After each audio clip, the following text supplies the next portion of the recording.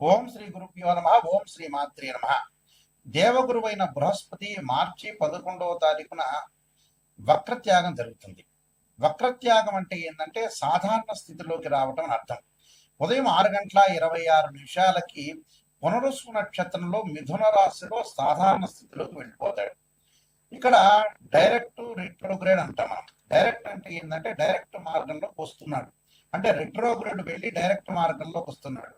అంటే వక్రత్యాగం అనేది పోయి రుజుమార్గంలోకి దేవగురువైన బృహస్పతి రుజుమార్గంలోకి వస్తున్నాడు.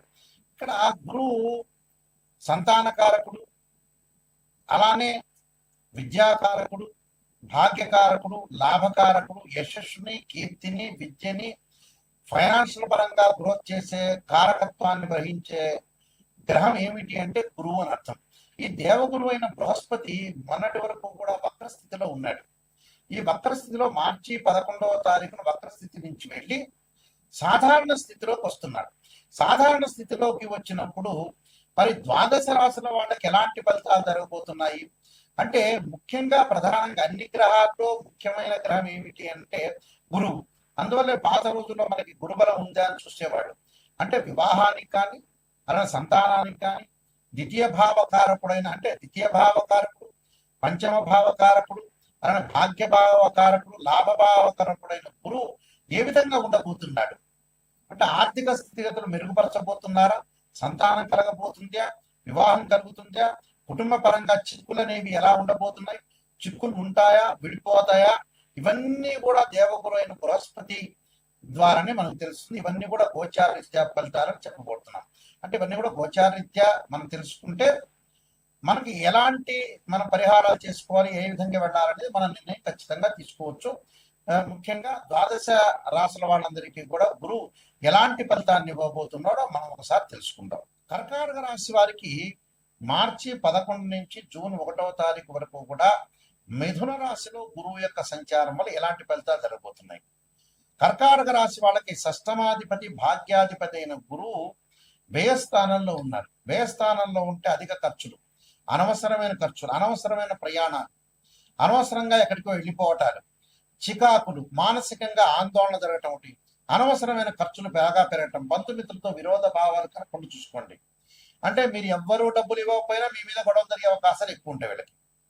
అనవసరమైన రాద్ధాంతాలు, అంటే అక్క చెల్లెలతో మధ్యలో కానీ, అన్నదమ్ముల మధ్యలో కానీ, బంధుమిత్రులతో కానీ, బయట వాళ్ళతో కానీ ఏ పని చేసినా వెనక్కి వెళ్ళే అవకాశాలు ఉంటాయి. అంటే ఒక పని చేస్తారు, ఆ పని అనేది కరెక్ట్గా లాభించదు.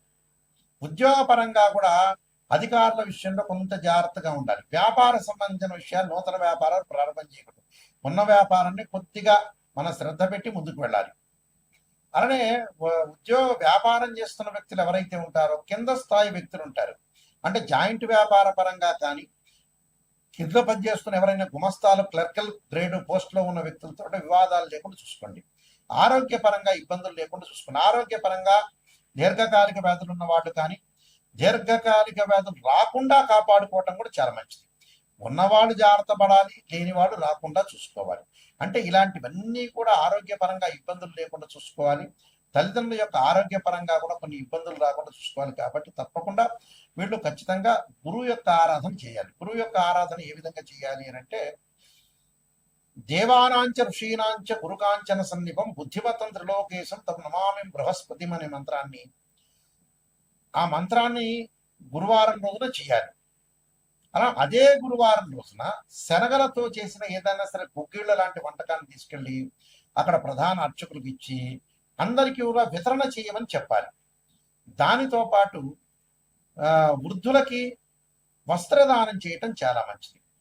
గోవును పూజ చేయటం చాలా మంచిది. అంటే ఇవన్నీ చేయటం వల్ల మనకి గురువు యొక్క దోషం తొలగిపోతుంది. ఈ గురువు వల్ల ఈ గోచారీత్యా మనకి గురుగ్రహం అనేది సంవత్సర కాలం పాటు ఉంటుంది. ఒక రాశి నుంచి మరో రాశికి మారుతుంది. గురువు అనుకూలంగా ఉండటమే ప్రధానమైన విషయం. ఏమిటంటే అన్ని గ్రహాల్లో ప్రాధాన్యత సంతరించుకున్న గ్రహం ఏంటంటే గురువు. గురువు కుటుంబకారకుడు, సంతానకారకుడు, భాగ్యకారకుడు, లాభకారకుడైన గురువు అనుకూలంగా ఉంటే కీర్తి ప్రతిష్టలు, ధనవృద్ధి కలగటం, అలానే ధనవృద్ధితో పాటు లాభాలు, ఫైనాన్షియల్ పరంగా ఇన్కమ్ కలగటం, సంతానం కలగటం, సంతానం సంపదప్రదం అన్నారు. సంతానం కలిగేది గురువు ద్వారానే. కుటుంబ పరంగా ఇబ్బందులు లేకుండా ఉండటం, కుటుంబ పరంగా అన్ని కూడా అనుకూలంగా ఉండాలంటే గురువు అనుకూలంగా ఉండాలని అర్థం. ఇప్పుడు చెప్పిన ఫలితాలన్నీ కూడా గోచార రీత్యా చెప్పబడే ఫలితాలు అంటారు. అంటే what is the difference between transit system and birth chart? Transit system అంటే ఏంటంటే గ్రహాల యొక్క మూమెంట్స్. అంటే ప్రతి నెలలో కూడా మనం రాశి ఫలితాలు చెప్పుకున్నట్టనే గ్రహాలన్నీ కూడా మారుతూ ఉంటాయి. ఈ గ్రహాలన్నీ మారుతున్నప్పుడు ఈ నెలలో ఏ విధంగా జరగబోతుంది అనేది గోచారం. అంటే ఎగ్జాంపుల్ ఏంటంటే ఒక చెట్టు ఉంటుంది, ఆ చెట్టు కింద వేళ్ళు ఉంటాయి. ఆ వేళ్ళని ఏమంటారంటే బర్త్ చార్ట్ అంటారు. ఆ వేళ్ల పైన కాండం వచ్చి కొన్ని కొమ్మలు వచ్చి కొమ్మలకి ఆకులు రావడానికి గోచారం అంటారు. ఎందుకంటే ఆ ఆకులు ఎప్పుడైనా సరే ఒక చెట్టుకి మనకు రైన్ సీజన్లో ఆకులు వస్తాయి, అలానే మనకు వచ్చేటప్పటికల్లా వింటర్ సీజన్లో అలానే ఉంటాయి, సమ్మర్ సీజన్లో కింద రాలిపోతుంటాయి. అంటే మళ్ళీ కొత్త ఆకులు పుట్టుకునే వచ్చే అవకాశం ఉంటుంది. అదే గోచారం అంటారు. బర్త్ చార్ట్ ఏంటంటే పర్మినెంట్. అదే this is the natal chart అంటారు. అంటే ఒక జన్మలగ్నం నుంచి తనుభావము, ధనభావము, తృతీయ భావము, అలానే చతుర్థ భావం, పంచమ భావాలు అంటే ద్వాదశ భావాన్ని మనం అనాలిసిస్ చేస్తాం. ఉదాహరణకి తనుభావానికి రవేధిపతి, ద్వితీయ భావానికి గురువు, అలానే తృతీయ భావానికి కుజుడు, చతుర్థ భావానికి చంద్రుడు, పంచమ భావానికి గురువు, అలానే షష్టమ భావానికి కుజుడు, సప్తమ భావానికి వచ్చేటప్పటికల్లా శుక్రుడు, అష్టమ భావానికి శని. ఇలా మనం లెక్క వేసుకుంటాం. లెక్క వేసుకున్నప్పుడు గురువు ద్వితీయ భావానికి కారకుడవుతాడు, అలానే పంచమ భావ కారకుడు అవుతాడు, లాభభావ కారకుడు కూడా, భాగ్యానికి సంబంధించిన భావకారకుడు కూడా గురువే. అంటే అన్ని గ్రహాల్లో అతి ప్రాధాన్యం కలిగిన గ్రహం ఏమిటి అని అంటే గురువే. ఈ గురువు ఎలా ఉన్నాడు జాతకరీత్యా మనం తప్పకుండా చూసుకోవాలి. గురువు యొక్క రిజల్ట్స్ ఎలా ఉండబోతుందో చూసుకోవాలి. ప్రధానంగా గురువు కొన్ని నక్షత్రాల్లో ఉండబోతుంది. అవేమిటి? అశ్విని, మఖ, మూల, ఆరుద్ర, స్వాతి, శతభిషము, దానితో పాటు పుష్యమి, అనురాధ, ఉత్తరాభాద్ర నక్షత్రంలో ఉండకూడదు. జన్మలగ్నం నుంచి 6, 8, 12 స్థానాల్లో గురువు ఉండకూడదు. గురువు రాహుతో గాని, కేతువుతో గాని, శనితో గాని కలిసి ఉండకూడదు. ఈయన నేను చెప్పే నక్షత్రాల్లో కూడా ఉండకపోవడం అనేది చాలా మంచిది. అయితే ఇవన్నీ కూడా ఏమిటంటే బర్త్ చార్ట్ అనుసరించేవి. గోచార రీత్యా 2, 5, 7, 9, 11 స్థానాల్లో గురువు ఉంటే మంచివాడు గోచార పరంగా. బర్త్ చార్ట్కి సంబంధించిన కండిషన్స్ వేరు, అలానే గోచారానికి సంబంధించిన కండిషన్స్ వేరు. గోచార పరంగా మటుకు 2, 5, 7, 9, 11 స్థానాలు గురువు ఉంటే మంచివాడు. మిగతా స్థానాల్లో ఉంటే మిశ్రమైన ఫలితాలు ఉంటాయి. బర్త్ చార్ట్ను అనుసరించి మటుకు వేరే విధంగా ఉంటుంది. కాబట్టి ఇక్కడ గురువు ఎలా ఉంటున్నాడు అంటే బర్త్ చార్ట్లో ఒక రకంగాను, గోచార రకంగాను వేరే రకంగా ఉంటుంది. అయితే ఇది కన్ఫ్యూజ్ పడకుండా ఏ స్థానాల్లో ఉన్నారు, ఏ విధంగా ఉండబోతున్నారు, మనకి ఎలాంటి ఫలితాలు వస్తాయి అనేది ఆలోచించేయండి. అంటే ఇక్కడ కన్ఫ్యూజ్ ఏమీ లేదు. బర్త్ చార్ట్లో ఒక రకంగా నియమాలు ఉంటాయి, గోచార రీత్యా వేరే రకంగా నియమాలు ఉంటాయి. ఇప్పుడు మనం గోచారం ప్రకారంగా చెప్పుకుంటున్నాం కాబట్టి 2, 5, 7, 9, 11 స్థానాల్లో ఉంటే గురువు మంచివాడు, మిగతా స్థానాల్లో ఉంటే మంచివాడు కాదు అని అర్థం. ఇలాంటివన్నీ కూడా ఎప్పుడు కూడా జాతకాన్ని చెప్పించుకునేటప్పుడు నెగిటివ్ అనేది చెప్పించుకోవాలి. నెగిటివ్ పాజిటివ్ రెండుగా చూసుకోవాలి. నెగిటివ్ ఏదైనా ఉంటే దాన్ని పాజిటివ్గా చేసుకోవాలి. అంతా పాజిటివ్ అనేది ఆలోచన చేయొద్దండి. ఇప్పుడు ఎందుకంటే ఒక ఆస్ట్రాలజర్ని అప్రోచ్ అయ్యేటప్పుడు నెగిటివ్ పాజిటివ్ రెండు ఉంటాయి. గురువు గారు పాజిటివ్ని చెప్పారని ఆలోచన చేయొద్దండి. నెగిటివ్లో వచ్చి మనం పాజిటివ్ జరిగే అవకాశాలు ఖచ్చితంగా ఉంటాయి. కాబట్టి భయభ్రాంతులు చెందాల్సిన పని ఏం లేదు. నేను నెంబర్ ఆఫ్ ఆస్ట్రాలజీ బుక్స్ రాశాను.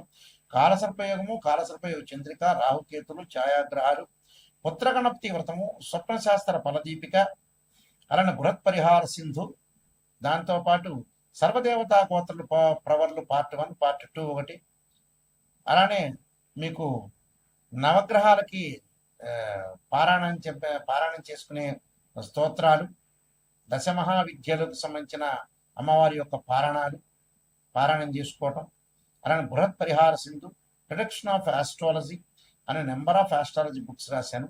మీరు www.nayakanti.com చూడండి, www.nayakanti.in చూడండి. ఈ బుక్స్ అన్ని కూడా రాజమండ్రి వారి యొక్క మోహన్ పబ్లికేషన్ వారికి దగ్గర దొరుకుతాయి, రాజమండ్రి వాళ్ళ దగ్గర. అలానే నా దగ్గర కూడా ఈ బుక్స్ అనేవి దొరుకుతాయి. తప్పకుండా నిజాన్ని తెలుసుకోవడానికి మాత్రమే నాకు ఫోన్ చేయండి. ఎప్పుడు కూడా మన లైఫ్ని ఎప్పుడు కూడా మనం మోసం చేసుకోకూడదు.